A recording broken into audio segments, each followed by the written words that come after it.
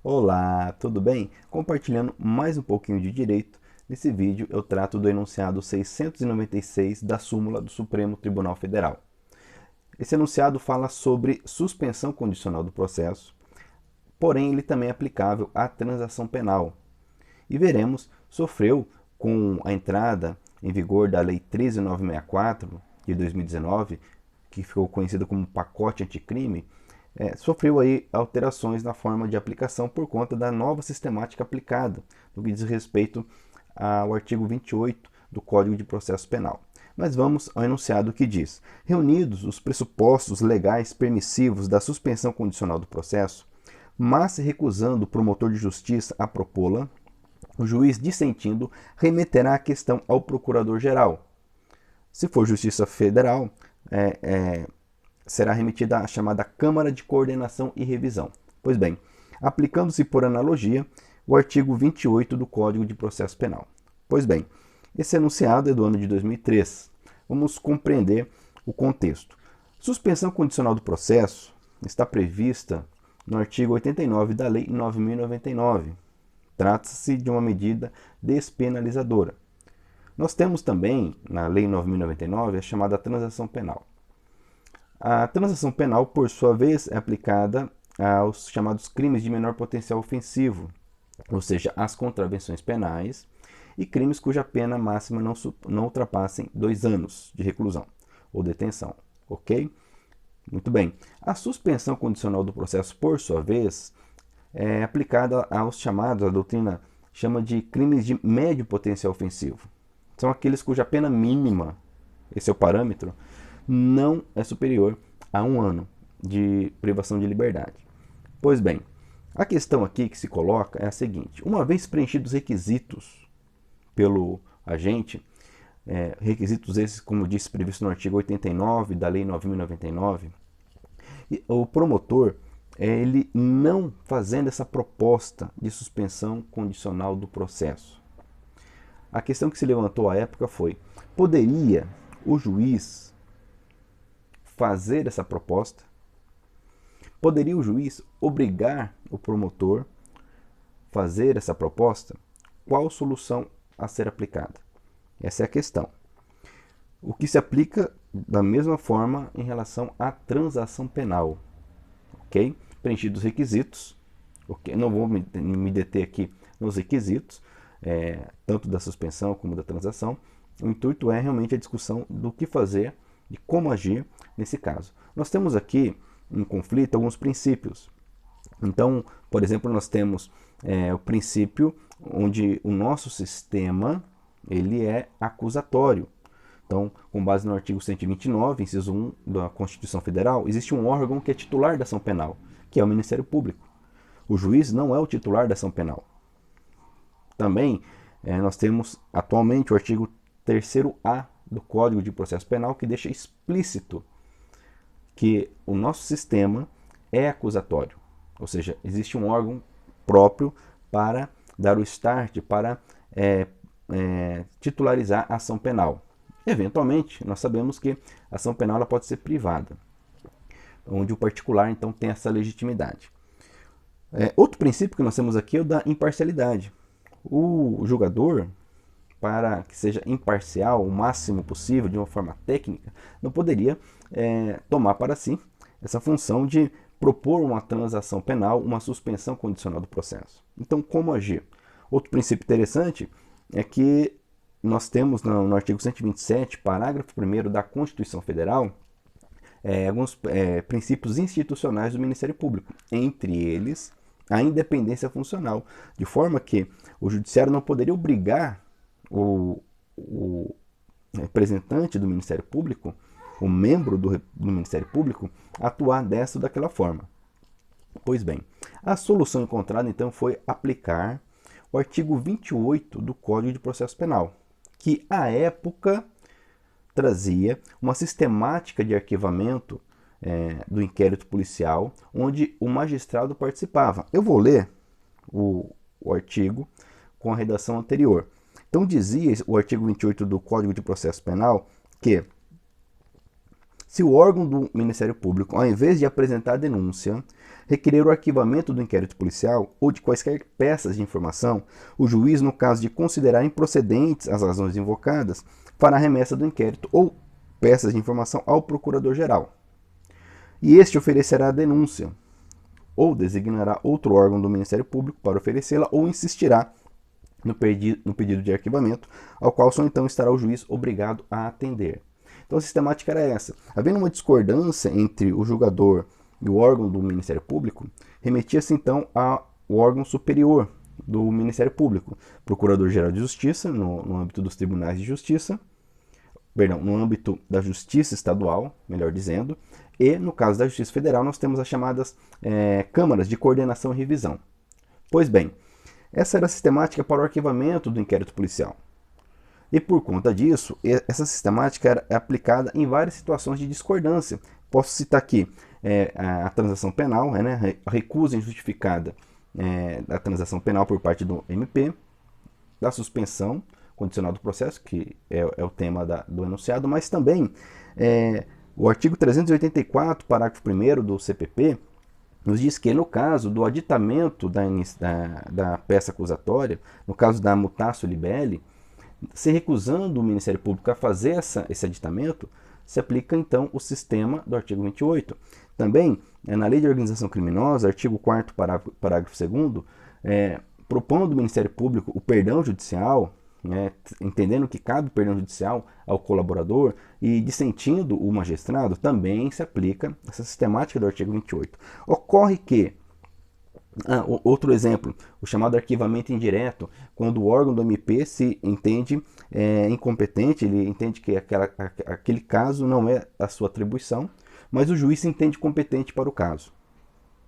Nessa situação, o juiz então recebe essa manifestação como um pedido de arquivamento indireto e poderia então, discordando, remeter ao órgão superior. Pois bem, ocorre que com o chamado pacote anticrime, algo que ocorreu foi um tratamento explícito no processo penal no sentido de termos um sistema acusatório, onde o julgador não pode participar efetivamente de questões pré-processuais. Daí temos também a figura do chamado juiz de garantias, que será objeto de outro vídeo. Mas, por conta disso, o magistrado não mais participa do arquivamento do inquérito policial. A nova sistemática prevista no artigo 28 é que, ordenado o arquivamento do inquérito policial ou de quaisquer elementos informativos da mesma natureza, o órgão do Ministério Público comunica a vítima, comunica o investigado, comunica a autoridade policial e encaminha os autos para a instância de revisão ministerial, para fins de homologação na forma da lei. Perceba que o magistrado não mais participa desse sistema. Aí vem a pergunta. Conforme eu disse, nós temos então, historicamente, a aplicação do artigo 28 do Código de Processo Penal para tratar dessas questões de divergência entre o Ministério Público e o magistrado, aplicando-se aqui o chamado princípio da devolução. Nesse caso, como fazer?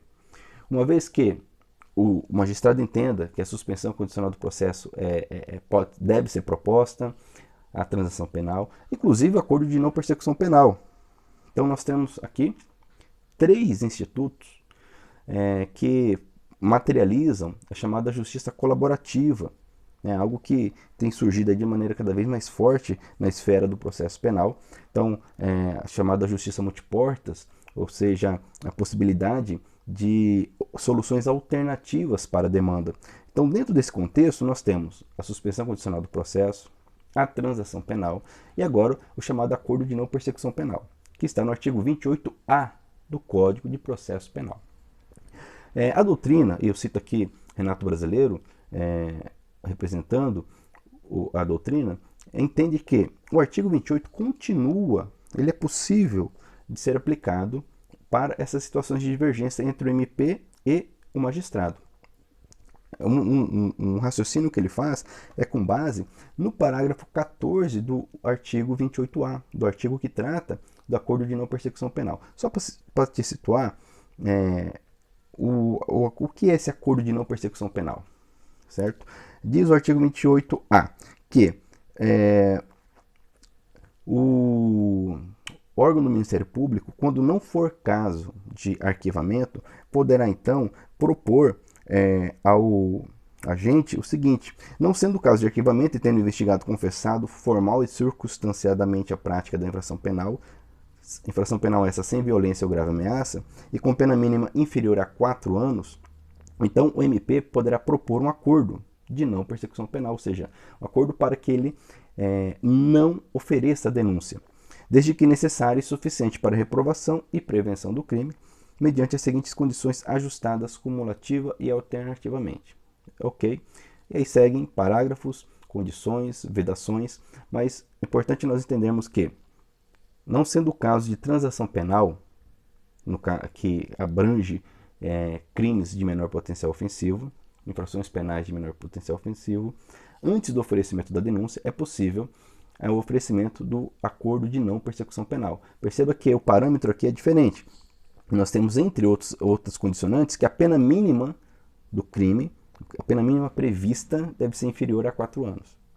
Pois bem, a sistemática é parecida, até porque são institutos, como eu disse, de uma justiça colaborativa, restaurativa, em que se tenta buscar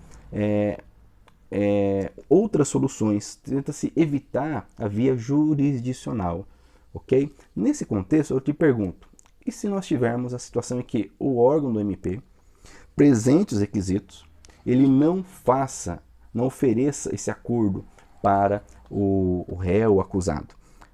O CPP traz uma solução nesse caso, que é o parágrafo 14, que vai nos dizer que, no caso de recusa por parte do Ministério Público em propor acordo de não persecução penal, o investigado poderá requerer a remessa dos autos a órgão superior, na forma do artigo 28 desse Código. Então, olha só, não havendo por parte do MP a proposta, o autor ele pode então requerer que o órgão superior se manifeste. Só que ele fará esse pedido ao juiz, no entendimento da doutrina. E o juiz então remete essa questão ao órgão superior do Ministério Público para tomar as providências que estão lá no artigo 28. Ok? Então, com base neste raciocínio, a doutrina diz que a súmula 696 continua aplicável para casos de recusa por parte do Ministério Público em propor a suspensão do condicional do processo, em propor a transação penal e também em propor o acordo de não persecução penal. Muito embora, nesse caso, nós temos a lei trazendo uma resposta mais clara e objetiva. Então, cabe sim ao magistrado provocar o órgão superior do Ministério Público para dar a última palavra, porque uma vez que esse órgão superior dá a palavra, cabe ao judiciário simplesmente acatar, atender. Por quê? Porque o titular da ação penal é o Ministério Público. Lembrando que, no caso da ação penal privada, cabe ao particular fazer a proposta de suspensão condicional do processo. Não o fazendo, não há mais nada, nenhuma providência a ser tomada. Ok?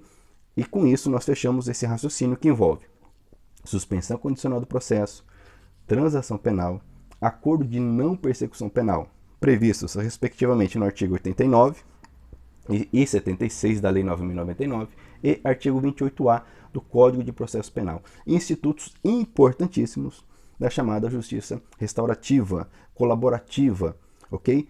E, para fechar o raciocínio, uma questão que foi muito discutida lá atrás era se o acusado teria o direito subjetivo à suspensão condicional do processo, a essa proposta.